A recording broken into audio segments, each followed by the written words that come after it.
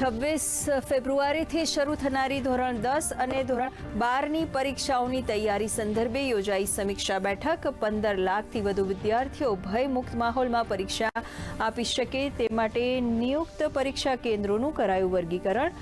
વિદ્યાર્થીઓ અને વાલીઓને તાત્કાલિક મદદ મળી રહે તે માટે વિશેષ વ્યવસ્થા ઉપલબ્ધ।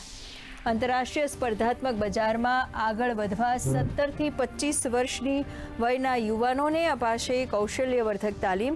રાજ્ય સરકારે પીડીલાઇટ ઇન્ડસ્ટ્રી, નેમટેક સહિતના અગ્રણી ઉદ્યોગ સંસ્થા સાથે કર્યા સમજૂતી કરાર।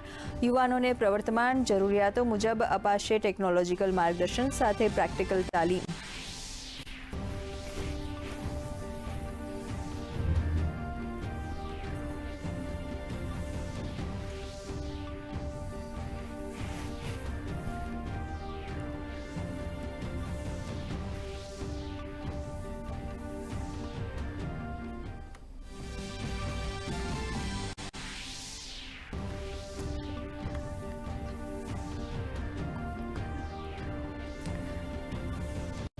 सोळमी फेब्रुआरीए योजाશે विधानसभा उपाध्यक्षની ચૂંટણી। જેઠાભાઈ ભરવાડે રાજીનામું આપતા ખાલી પડેલી જગ્યા પર ચૂંટણી માટે નોટિફિકેશન જાહેર। ઉમેદવારી ભરવા ઈચ્છુક સભ્યો 13મી ફેબ્રુઆરી બપોરે 12 વાગ્યા સુધી જ રજૂ કરી શકશે દરખાસ્ત।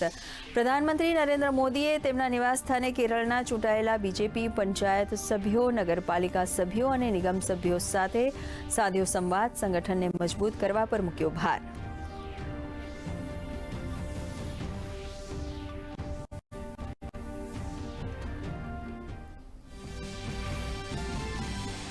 બજેટ સત્ર દરમિયાન રાજ્યસભામાં નાણામંત્રી નિર્મલા સીતારમણે આપ્યો જવાબ। કહ્યું, દેશમાં ફુગાવાનું સંકટ નહીં, સરકાર દ્વારા લેવામાં આવેલા સ્થિર પગલાંને કારણે ફુગાવો નિયંત્રણમાં।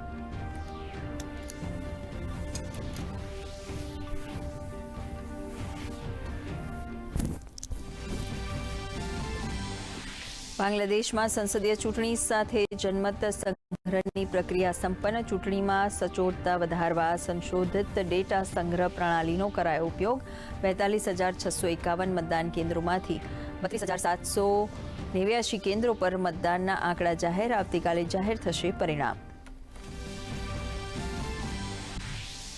જૂનાગઢ ભવનાથ મેળાના બીજા દિવસે ઉમટ્યું ભાવિ ભક્તોનું ઘોડાપૂર। ભવનાથ તળેટીમાં ગુંજ્યો હર હર મહાદેવનો નાદ।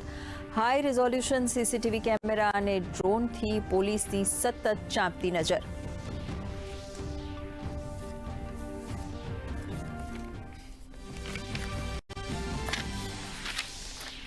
આઈસીસી ટી20 વિશ્વકપમાં આજે ભારત અને નામીબિયા આમને સામને। નામીબિયાએ ટોસ જીતીને પસંદ કરી ફિલ્ડિંગ। ટીમ ઇન્ડિયામાં અભિષેક શર્માની જગ્યાએ સંજુ સેમસંગને સ્થાન, તો નેપાળ સામેની મેચમાં ઇટાલીએ 10 વિકેટથી આપી માત।